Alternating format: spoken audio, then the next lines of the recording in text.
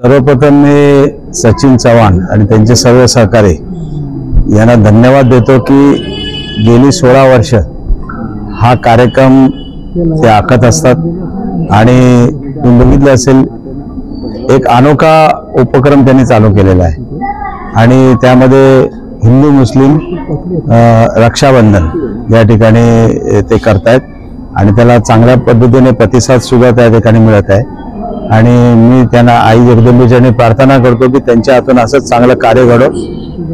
धन्यवाद। जय हिंद, जय महाराष्ट्र। आज ठाणे नगर police station आणि शिव मुद्रा प्रबोधिनी यांच्यातर्फे सामाजिक सलोख्याचं एक प्रतीक म्हणून हिंदू मुस्लिम रक्षाबंधनाचा कार्यक्रम होता आणि सामाजिक सलोखा म्हणाल तर तुम्हाला सगळ्यांना माहिती आहे, तुम्ही पत्रकार आहात की आताच आपल्या देशाला सर्वात जास्ती ह्या सामाजिक सलोख्याची गरज आहे।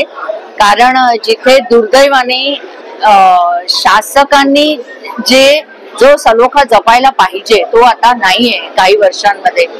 हल्ली जाती धर्म जाती पोट जाती ह्या सगळ्यांमध्ये सलोखा कसा राहणार नाही याची पुरेपूर काळजी आपल्या देशात घेतली जाते आहे। समाज माध्यमही त्याला अपवाद नाहीयेत काही सोडल्यास। त्यामुळे असे जे कार्यक्रम होत असतात त्यांनी मला वाटतं की आपल्या व्यतिरिक्त सुद्धा कोणीतरी आहे की ज्याच्यावर मी विश्वास टाकू शकेल, हा जो एक जी भावना लोकांना द्यायला पाहिजे अशा कार्यक्रमांनी भावना खूप दृढ होते।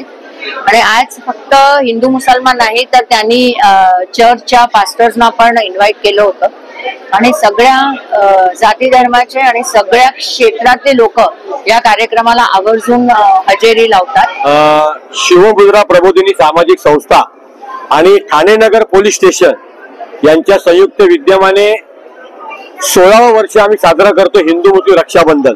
खरं तर या देशाच्या जडणघडणीमध्ये हिंदू आणि मुस्लिम या दोघांचा सुद्धा सिंहाचा वाटा आहे आणि या देशामध्ये हिंदू आणि मुस्लिम बांधव हे एकत्र राहत होते, एकत्र राहतायत आणि ह्याच्यापासून एकत्र राहू शकतात आणि या देशासाठी सुख समाधान सौख्य आणि देशाची अखंडता ही आबादी ठेवण्याचं काम करतायत। आज रक्षाबंधनचा दिवस आहे आणि सिव्हिल हॉस्पिटलने आज हा एकदम उत्सव साजरा झाला। आम्ही उज्ज्वली एक डॉक्टर सिस्टर्स असतील, स्टाफ नर्स असतील, कर्मचारी आणि रुग्ण याच्यातलं एक वेगळं नातं तयार व्हावं, एक नातं घट्ट व्हावं।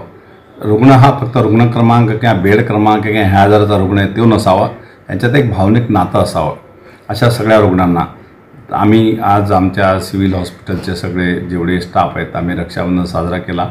रुग्णांना आमच्या सिस्टरने मेल रुग्णांना राखी बांधून ओवाळणी करण्यात आली। तसेच जिल्हा माझं स्वतः